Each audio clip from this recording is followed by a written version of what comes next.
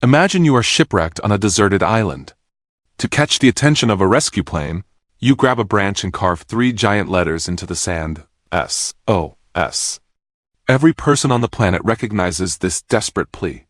You were probably taught it stands for Save Our Ship or Save Our Souls. But what if I told you it doesn't stand for either? In fact, those 3 letters do not stand for anything at all. Welcome to the anatomy of things.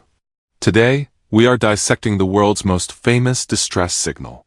We are going to uncover the invisible architecture of emergency communication and explore a tragic maritime disaster that changed the rules of the ocean.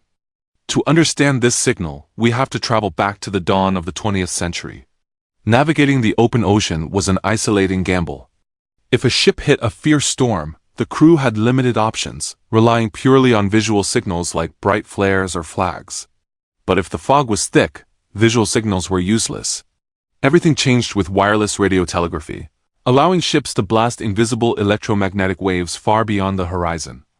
But there was a massive problem. There was no universal language for a crisis. Competing wireless companies simply made up their own rules. British operators used the code CQD. CQ was a general alert meaning attention all stations, and they slapped a D on the end for distress. You can imagine the confusion.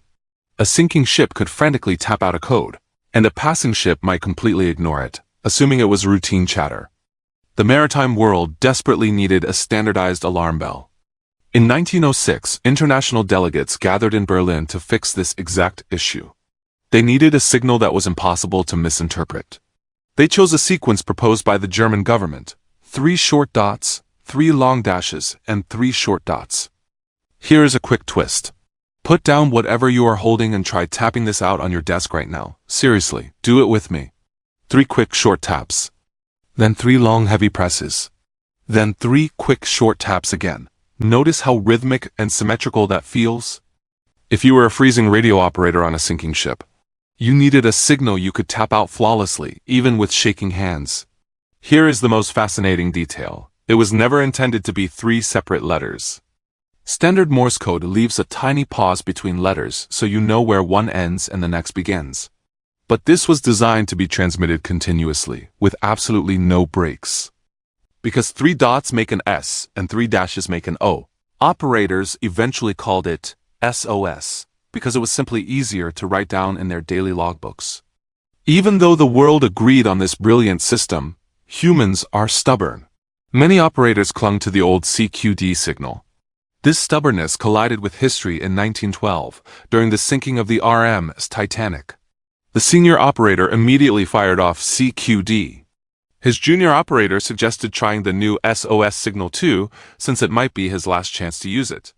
They alternated between both. The sheer scale of the Titanic disaster permanently retired the old ways. But why does everyone think it stands for Save Our Souls? Language experts call this a backronym. Human brains are deeply uncomfortable with randomness. We naturally crave stories. Because the signal was used when a ship was going down. The public looked at SOS and retroactively invented a dramatic, emotional plea purely out of the human need to make things make sense. Fast forward to today. We use automated satellites, not telegraph keys. Yet, the ghost of this century-old rhythm still lives in your pocket. Modern smartphones feature emergency satellite text functions when you're off the grid, and that button still proudly bears those 3 iconic letters, SOS. So the next time you see that signal, you will know you are looking at a brilliantly engineered rhythm, not a culinary or nautical abbreviation. If you have a suggestion for the next everyday mystery or historical myth we should dissect, leave it in the comments below, and we will be sure to give you an acknowledgement in the video. Thank you for joining us on this journey through the anatomy of things. Don't forget to hit the like button, subscribe to the channel, and stay tuned for more incredible stories exploring the hidden anatomy of the world around us.